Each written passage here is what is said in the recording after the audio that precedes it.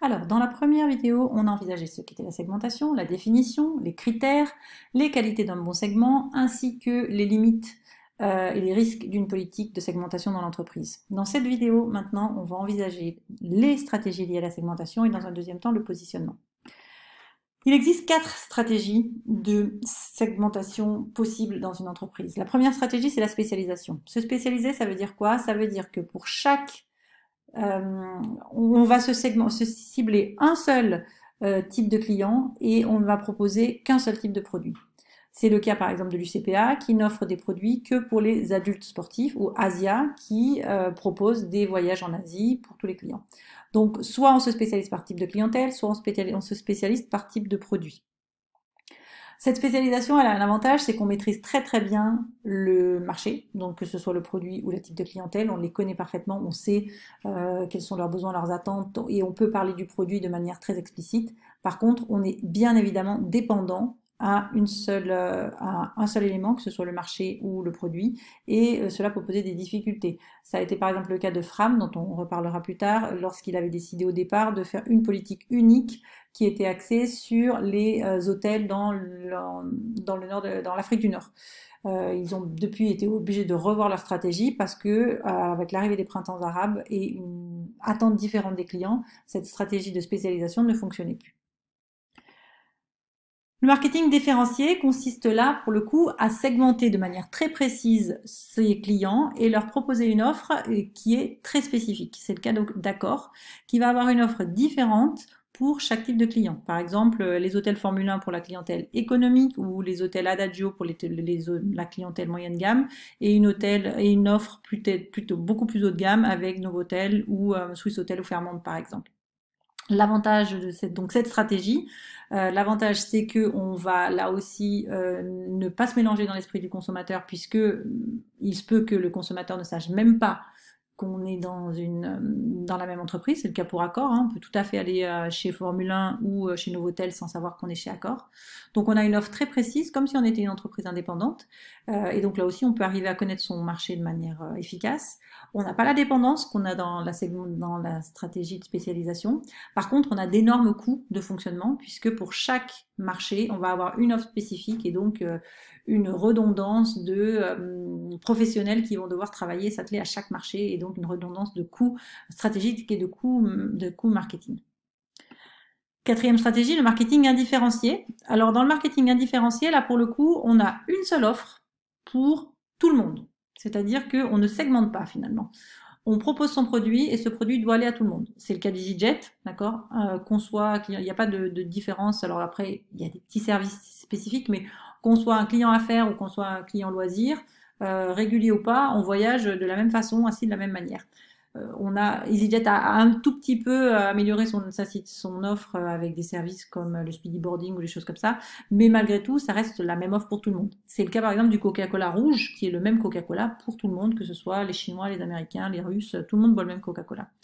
Alors évidemment, l'avantage, c'est que c'est économique, on a le même discours, on a le même offre, on a le même produit, on n'a pas besoin de s'adapter, et donc au niveau des coûts marketing, des coûts stratégiques, c'est facile.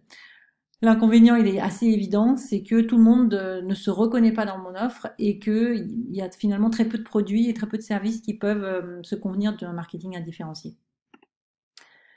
Finalement, le marketing adapté, donc là j'ai choisi Fram, qui a décidé d'adapter cette stratégie. L'exemple que je donne souvent aussi, c'est Ikea, même si c'est pas touristique. Pourquoi? Le marketing adapté, c'est on part de composantes qui sont similaires pour tout le monde, mais on les adapte de manière à ce que le client croit et pense que la stratégie est unique pour lui. D'accord? Donc j'adapte des produits similaires que j'adapte vers une cible particulière. C'est un peu les produits à la carte finalement. Donc l'avantage, c'est que je vais pouvoir bénéficier d'économies d'échelle, je vais pouvoir vendre des produits moins chers parce que j'achète en gros les produits qui composent la base de mon package. Et j'ai des clients qui ont l'impression d'avoir quelque chose d'unique. Maintenant, la limite, c'est qu'évidemment, ce quelque chose d'unique n'est pas finalement si unique que ça, et que on se retrouve des produits qui sont quand même un petit peu standardisés. Et aujourd'hui, on peut se poser la question si les clients, c'est vraiment ce qu'ils attendent. Alors, après avoir vu ces 4 stratégies de marketing liées à la segmentation, on va voir que l'objectif de l'entreprise, c'est aussi, dans l'image de créer une image dans la tête de son segment. Donc on va parler du positionnement en 5e et dernier point de ce cours. Alors le positionnement, on va d'abord voir ce que c'est. Donc le positionnement, c'est définir, face à ses concurrents, parce qu'on ne se positionne pas tout seul, hein, la manière avec laquelle on va fabriquer, façonner cette offre et l'image qu'on va donner à cette offre dans l'esprit du consommateur. Ça, c'est se positionner.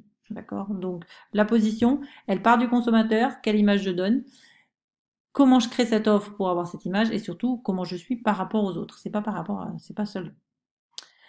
Alors, se positionner, ça veut dire se différencier. Se différencier en répondant aux attentes des consommateurs, forcément, mais aussi en n'étant pas présent sur un créneau, si on peut, qui est occupé par les concurrents. C'est-à-dire que il faut que j'arrive à trouver sur le marché un créneau qui soit peu utilisé par les clients tout en étant les concurrents tout en étant rentable et pour lequel il y a un véritable besoin.